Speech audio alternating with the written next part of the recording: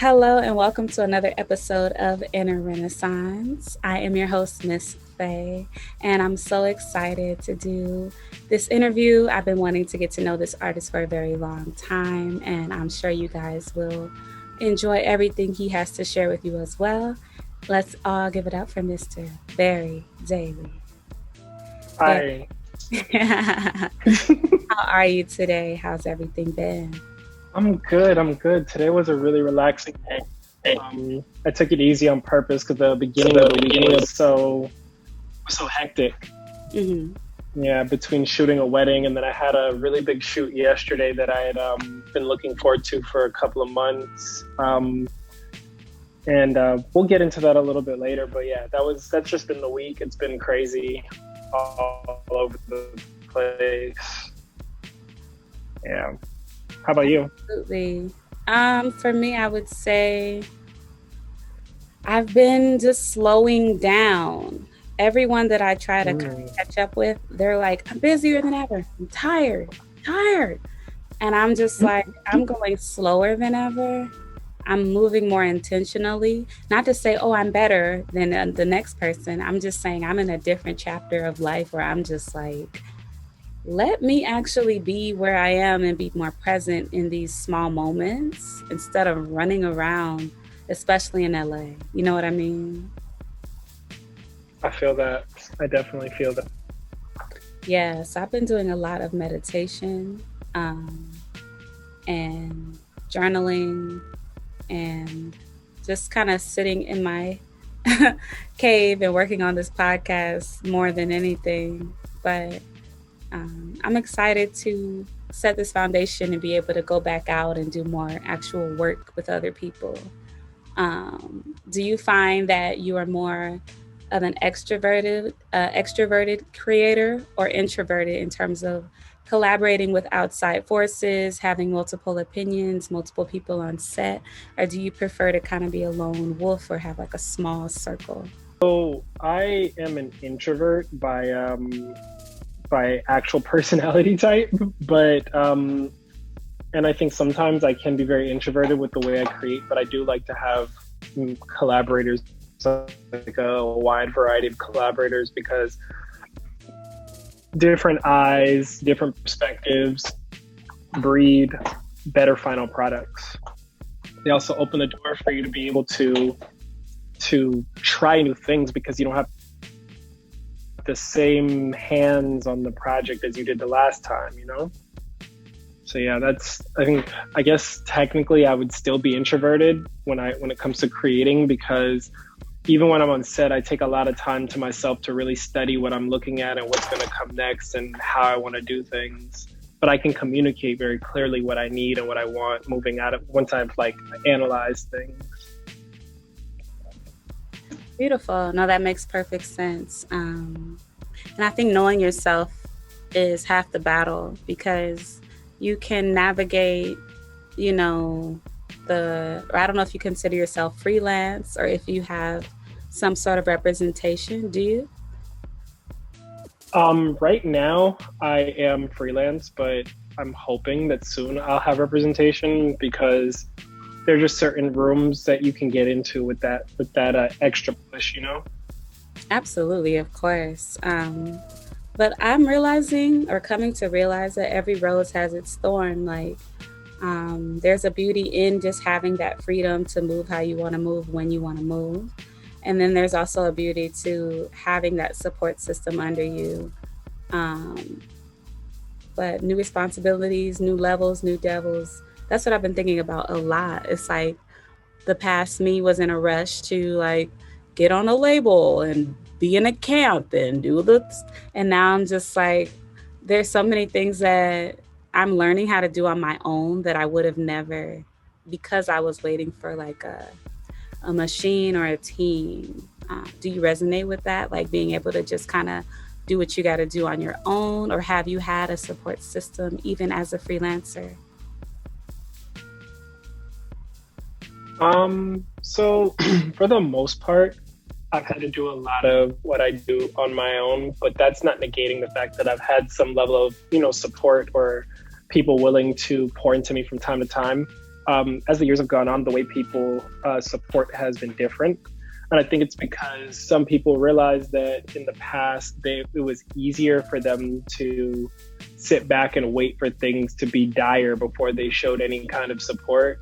And that to me is not really true support. That's just support based on what you think the person needs, as opposed to supporting them based on the fact that you care about them, you know? Definitely. There is a beauty in consistent support as opposed to more reactive, um,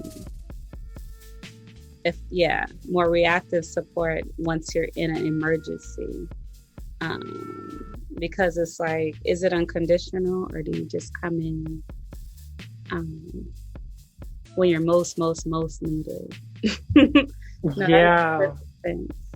I've always thought that, like, whenever you have someone that kind of pops in when you're at your low point to be a support, I've always wondered if the reason why they do this so that when they see you at your high, they can be like, "Hey, you remember when I?" And I'm like, I don't. If that was the reason why you did it, you could have just not done it, and we would have still been good. But it makes me feel like you did it for ulterior motives. I'm like, just be you. It's okay. Just be who you are. Don't try to be extra. There's really no need for you to ever to push yourself into spaces to try to get something that wasn't yours to begin with. You know, like that recognition was not yours to begin with. Consistency breeds a result of something that in some ways you deserve, but in other ways you're just there because you want to see that person do well. You're not there because you want to get something from them. Absolutely, you raised an amazing point. Me growing up in LA and just my experience from my lens, which I can only speak on mine, is just kind of being the observer of, the clout chase and the runarounds and the scavenger hunts and the faux networking that goes on. It's just like, are we going to create a thing, or are we going to fantasize about one day maybe in the future creating a thing? Because those are two different conversations, and it's two different energies I can give to that. You know what I mean? But in my experience, it's been I have almost kind of been a forced lone wolf. Like, I have a very small creative team circle, literally me and two people, to be honest. And it wasn't by choice, like, oh yeah, I don't want anyone in my thing. Like, I kind of grew up wanting to have this big camp and tree house, and everyone's creating and pouring into each other. And that's something I feel to be like a life goal of, like, just wanting to create that space where everybody just is there for the love and not for the credit. You know what I mean? But there's a time and place for both. And people, you either meet them where they are, or you blow them a kiss from behind your boundaries. You know what I mean? Yo, like, whoa. Yeah, no, that was real. That was so real. She said from behind your boundary. I felt that one. I'm setting boundaries with some people. Some of them don't even realize the boundaries are being set, and that's fine with me. But they'll know soon enough. That sounded so maniacal. I loved it. Well, you've seen another side of me. That's a whole other side of me. I don't.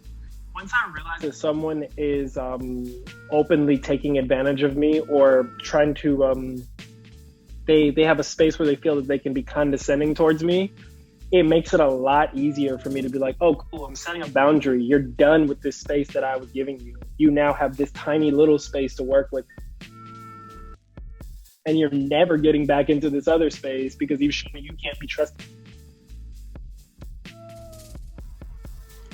For sure. There's definitely like an uprising of the enforcement and the language of boundaries and boundary setting and blocking and ghosting and what's appropriate and closure, and do we need to have, you know, heart to hearts with every single person that maybe rubs us the wrong way, or is it No, easier? sorry, no, we don't have to have heart to hearts with every single person that rubs us the wrong way. Some people just need to get cut off.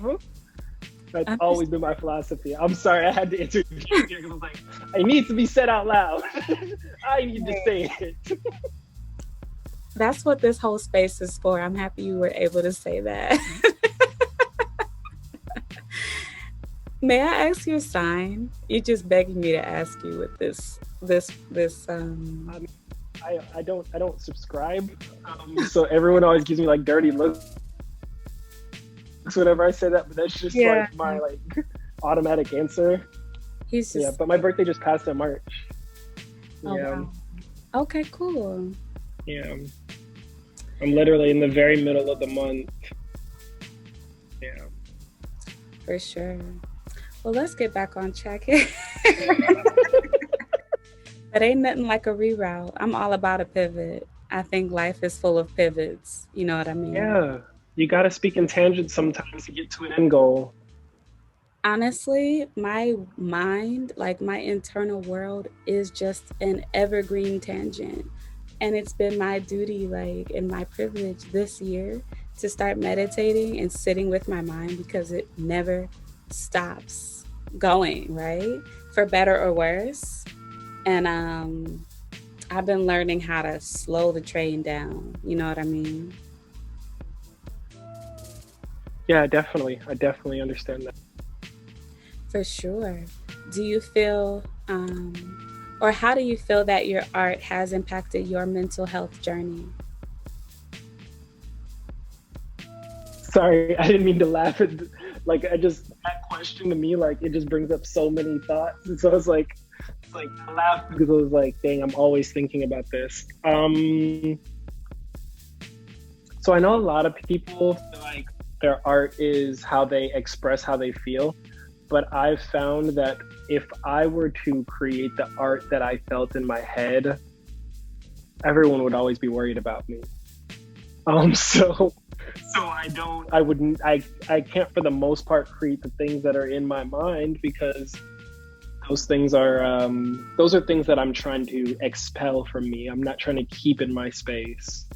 And I don't feel like artistic expression would be the best thing a lot of times.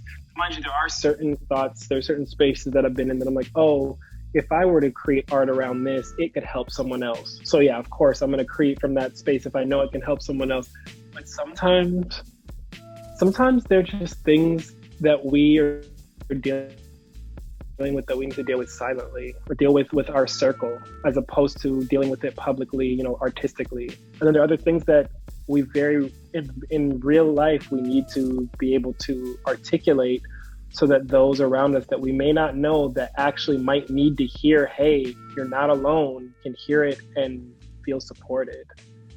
So I would say that my art has given me the opportunity to give those who struggle with depression and other just dark thoughts the feeling of I'm not alone, someone else gets where I'm coming from, and just giving a space for understanding and love.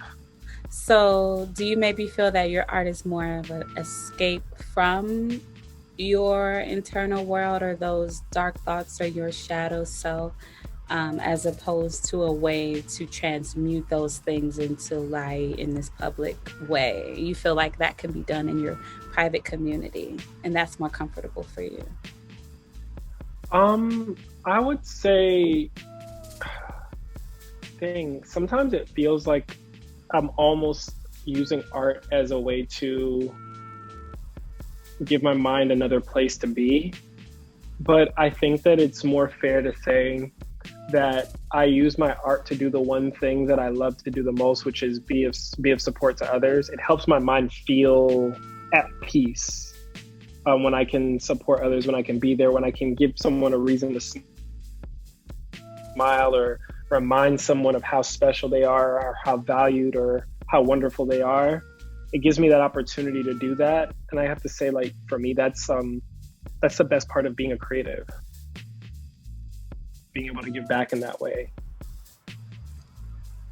I could not concur more. I love the exchange of art and community and energy and love. And even like rage, like getting in a mosh pit and just exchanging that energy and getting anger out and getting fear out in these communal ways that are more socially acceptable through art than a lot of people would even do through conversation, if that makes sense to you. People seem to be more able to digest and consume um, darker imagery or darker Yeah, thoughts or darker feelings through an artistic medium as opposed to like us sitting around and actually just talking about it directly. and that's exactly why there are certain musicians or songwriters that I can't listen to because I can tell that their energy is dark and their desire is to present the world with this very weighty and sometimes negative perspective of life. And I'm trying to go a different direction. And the more, like, I always say this to people, and I always say it to myself to remind myself, what you put in is what you get out. So when you decide that you're going to take in certain forms, you're saying that it's okay for that to come out of you, and it will come out of you. Sometimes inadvertently. And so I'm just very careful about the things that I take in. There's certain types of entertainment I won't consume. There's certain types of music I will not listen to because you just don't know what their intentions were when they created it. And obviously, it's not for us to choose to place their intentions on their art. But Mm-hmm. if you can see a pattern of their history and the way they present themselves, just for yourself, what is not right for you, what's not good for you to be connected to or to allow into your space. Just like with certain people, you just don't allow certain people into your space. 1000%. I think when we're growing up, we're all pretty much sponges to our environment. And so we just normalize everything around us, the music, the fashion, the internal life, the generational trauma, all of it.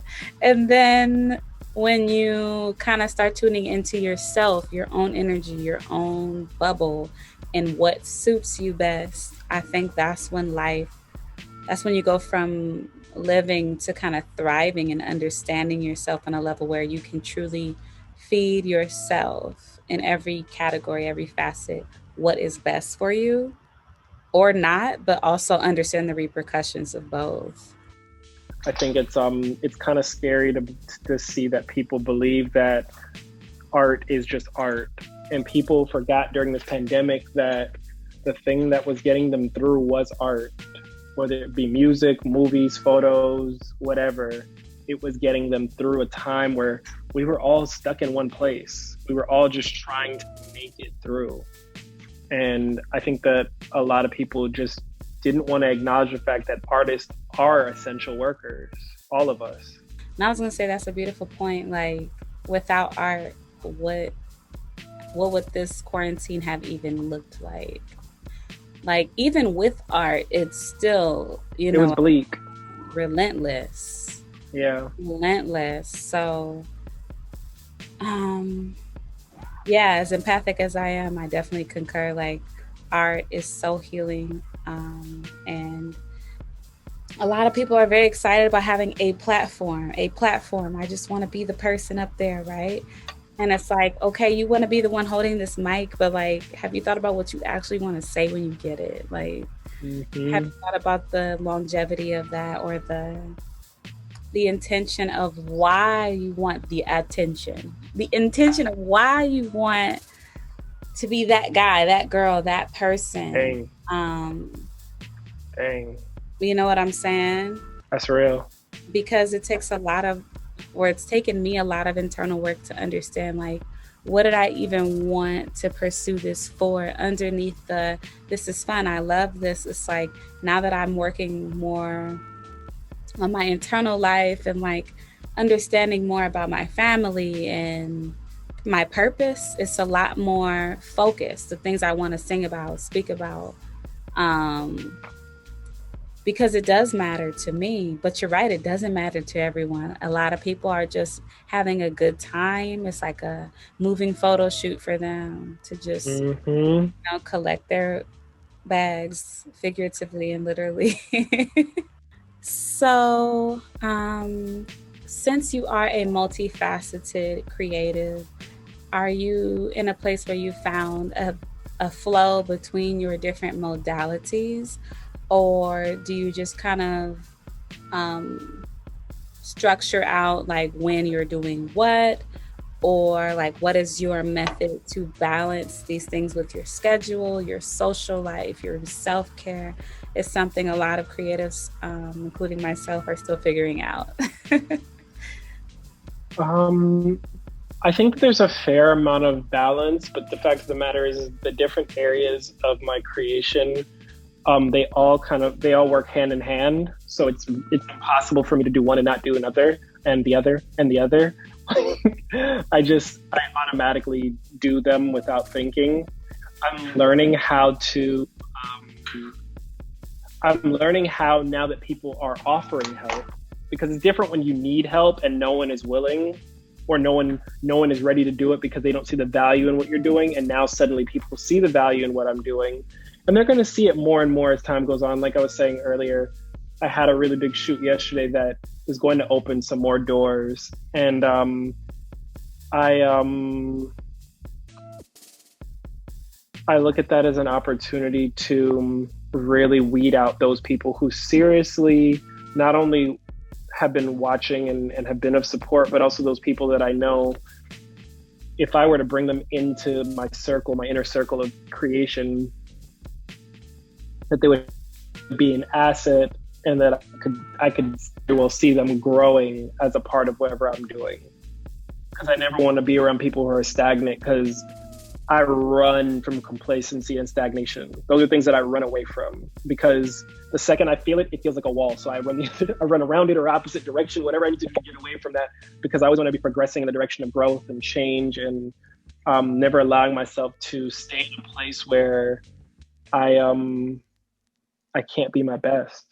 Yes, and your best is going to change every day, and I think that's the Exactly. part a lot of people struggle with. They want to um, be at 100% every day, regardless of what's happening externally, and it's just not realistic. Perfection is not realistic. It's just an idea, and I think the best thing we can do, or definitely for me, as I've been unpacking perfectionism and realizing how much it has caused me to stagnate, and it stifled me from just making the thing. It's like, but it's like, yo, I just have Mm-hmm. to, this thing just needs to exist. Like, I can't keep. And like, it wasn't until I dated a painter and understood the value of just taking your fucking time and waiting until it's Mm-hmm. right, but also surrendering it. Like, because it doesn't belong, in my opinion, it doesn't belong to me, the art. You know what I mean? So it doesn't make sense to hold it in because it's not even mine. It needs to be in the world, you know? Yeah, So I get that. when other people get complacent and stagnant, something I deal with a lot with producers, um, I'm now realizing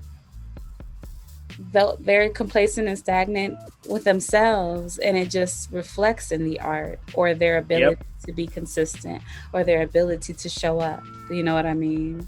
And I'm blaming the world less, Mm-hmm. just like following your, I guess, direction, and just being like, oh, this type of relationship doesn't work for me. It's not even about we can't be friends, I'm gonna follow you. Like, it's just like, hey, I take this seriously, and it's not being matched. You know what I mean? It's literally like dating, building those relationships, making sure you guys just harmonize well without a bunch of force or.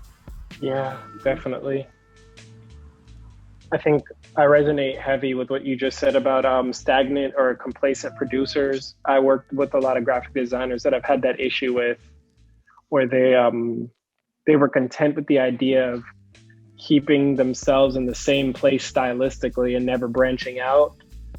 And the fact of the matter is as an artist, especially as graphic designers, if you're not consistently honing in and sharpening in those areas, it's like with music. If you find your sound, you don't just find your sound and then just stay there. You find your sound, you keep fine tuning it, you keep making it better until one day you keep going. Like you notice how like it's never a full stop.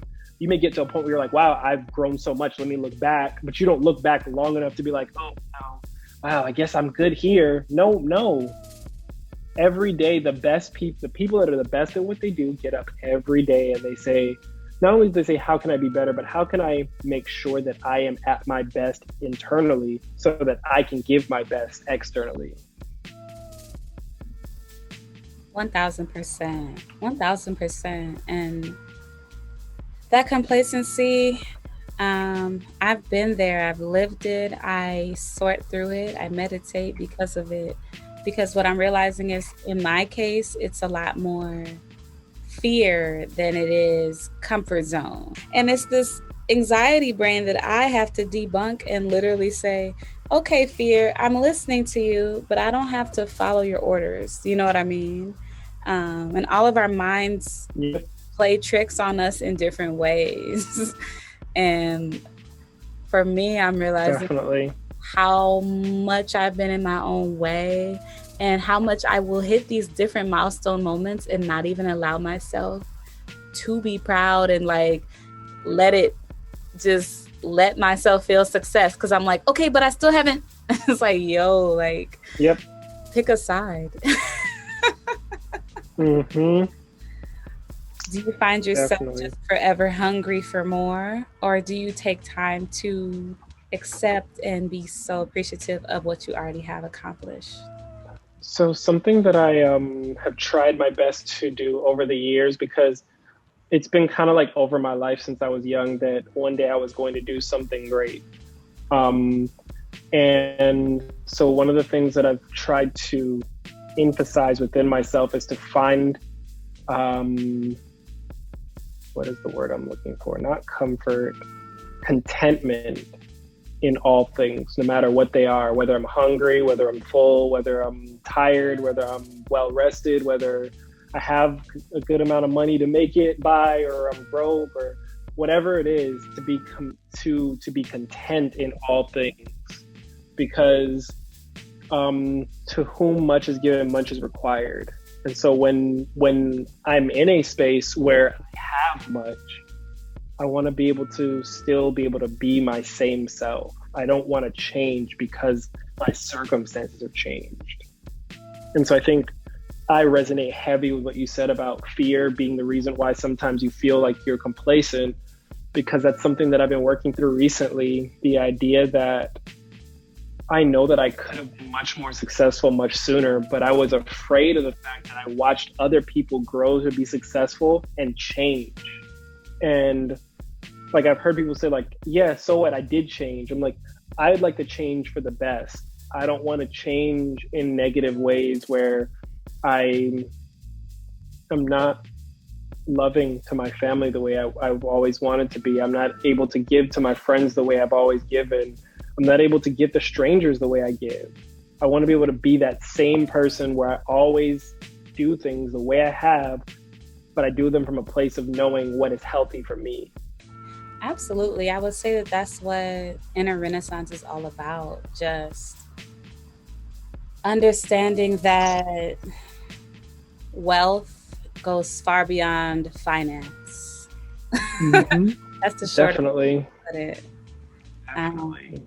I'm so happy you're in this space at this place in your career, in your life. Mm-hmm. I think that sometimes it takes, or I watch just lots and lots of documentaries and like artist interviews and behind the scenes and all that types of just the rise and fall of different people's careers. And because people are obsessed or addicted to relevance a lot of times, instead of caring for themselves and caring for those around them and knowing that that's true wealth. I feel that different experiences that we have experienced in the past can melt into what we feel our purpose is. And it's like, there's a lot of people who will say, I was never considered beautiful, so I need to become a supermodel, right? But it's like, why does it have to be this grandeur version of beauty? Like beauty is you enjoying who you are and no longer needing that validation. But sometimes when you're not really reflective or intuitive or aware of, I guess, the bigger picture, you really just need your life story. Like even right now in social media, there's a lot of people speaking on like, I'm the lead character, like I'm the lead character, this is my movie and you're all, and it's like, I get what you're trying to say in terms of, yes, stand up for yourself and don't be anyone's lapdog, but also we're literally a living spinning organism. We all need each other. Like none of us need to be, I'm in this place where with beauty where I'm like, I don't need to be more beautiful than you or more thick or more rich or more popular. Like, I just want us all to with who we are. Can we Yeah. where we don't need a million people to agree with us? I think that's true confidence when you don't need a million people to agree. Yeah, that shit is dope. But once you get to that space where it's like, okay, yeah, 100 people, but if 100 people walked into your room right now, you would feel a little claustrophobic, right? 100%. I would leave. I don't like big groups of people. It just doesn't make me feel comfortable. I got to choose to be there. It can't be Yeah. thrusted on me. No, I'm the same way. Like, I'm just Yep. thinking back on those little, like, just when your family would force you to come out of your room and, like, say hi to this person. It's like, Who? what's up? Like, I am too introverted for this. Please help me, God. So, yeah, Yep. even now with parties, 100%. especially post pandemonium, like parties, bars, day parties, the standing around each other. I'm cool. I'm the only person with a mask on at all those events. I have continued to wear my mask as well. I've continued to wear my mask as well. It's my way. It's my way of making sure people understand that just because I'm here does not mean I'm about it. As the world has grown more connected, because of the internet, social media, we've also grown more lonely because it's harder to actually connect with people. That's why when people say things about online dating, I'm like, I don't really think you understand that there's still a lack of connection there. You're not actually really fully getting to know that person. You're getting to know what they decide to type to you. You're getting to know the images they choose to share with you. You're not actually getting to know them a lot of times, and that leaves a lot of people in dangerous positions, whether they be actual danger or just, emotional trauma, which is also dangerous. Let me say that. Absolutely. It's so interesting to me how often I'll see thousands of people press like on saying something like, I'm so lonely, I have no friends. And it's like all 50,000 of y'all have no friends, but instead of talking to each other, we're going to all sit in our respective cubicles and like type about it. It's like we are all alone together on the internet. And it's the most fascinating, weird thing. And the fallacies of social media and needing to look like you're constantly booked and busy and so rich and so famous. You know what I mean? Yeah, definitely. Definitely. But to each his own, truly. Yeah. Live your life however you want to live it. But, I'm not doing that. Like you just said, yeah. I see in your bio that you said you want to express to young Black children that they are beautiful, valued, and worthy. Was there a time that you felt the opposite, or you felt that you were being shown the opposite that led to this, or what inspired your creative mission? It's a couple things. Most Black children are followed around stores when they're young. They're made out to be criminals. And the fact of the matter is that when you're told something or shown something for long enough, you become it because You don't always become it, but some of us do become it as a result of just consistently being shown that this is what the world sees me as, this is what I am, this is what, but it's not what we are. We're so much greater than that. We're not just entertainers, we're not just athletes, we're scientists, we're world changers.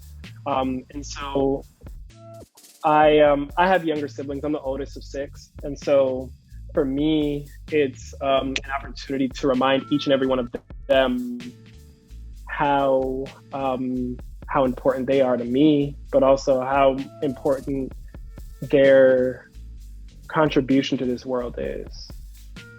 And so for me, it's an opportunity to create art that opens the door for that.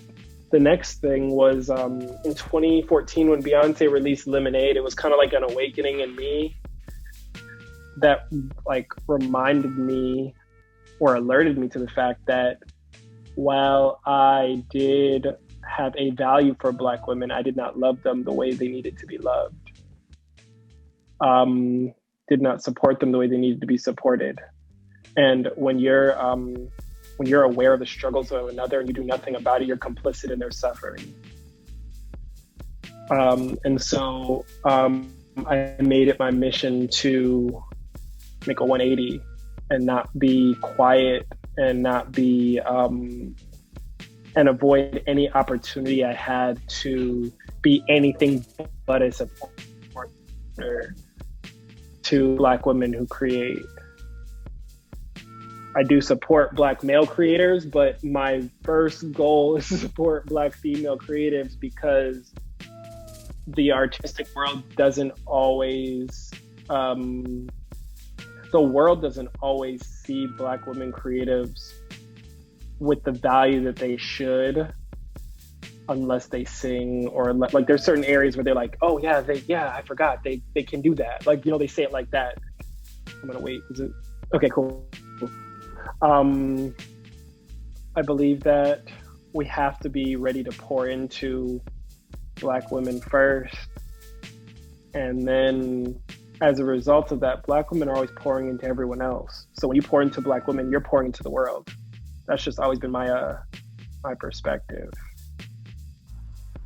Amen. Amen. You could say that again. I could not agree more. I'm like, yes. So I'm gonna be real with you. Go ahead. I'm at the point now where it's like, I think a lot of people feel like I'm really hard on artistic art, like, you know, the different art forms, but it's like this. When I put on a piece of entertainment that's supposed to be entertaining, and the whole time it's degrading or it's boring or it lacks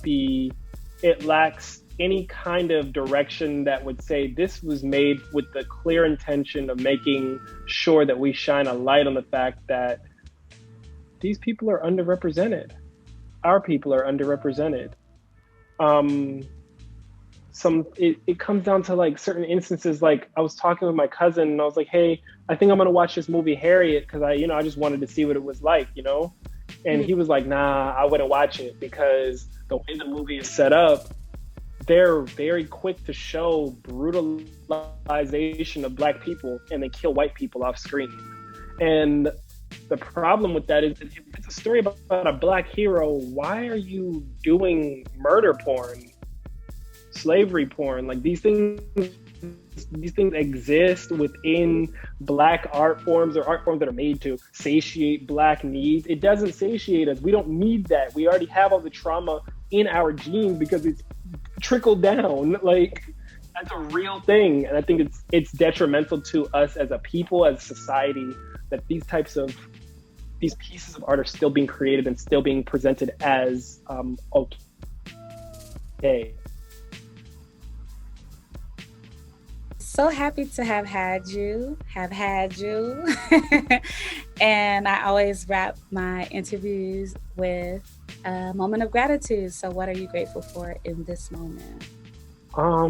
So as I mentioned a couple of times yesterday, I had a really big shoot and I honestly did not feel prepared for it at all.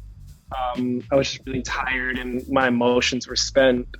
And I texted a friend of mine in the morning before the shoot and I was just like, hey, can you pray for me? I have this shoot and I don't know how I'm going to be able to do it. She called one of our other friends, they prayed, and I felt like the weight lift off of me. I didn't know they were praying for me right then. I found out later that was when they were praying. And I went in, started setting up, and then the artist arrived. And just for the sake of it not being so ambiguous, yesterday I shot black. And he's one of my like favorite artists overall, but like he's very easy to just be like, okay, this is what we're gonna do. And he's like, okay, yeah, let's make it happen. It was a time for me to be able to recognize the fact that I've come so far, but I still have I still have a ways to go. And it was like a good, like, milestone. And so I'm really grateful for that time, because I've worked really hard to get to where I am. Absolutely. Congratulations. Well, thank you so much for stopping by. I'm so happy to have done this. You were saying do a podcast, and now the podcast is here. And I'm just excited to see the rest of your journey. I really appreciate you and the time and the fact that the podcast is here. Thank you. It's a pleasure. And it has, definitely. The best for you. I hope you have a good one. Yeah, I'll talk to you soon, hopefully. Thank you for listening to Inner Renaissance. I know my words won't connect with everyone, but they will resonate with the right ones. If this was your cup of tea, there are many ways to support. You can share an episode with a loved one, leave a review on Apple Podcasts, or donate directly by heading over to the Inner Renaissance store at MissFayCreates.com.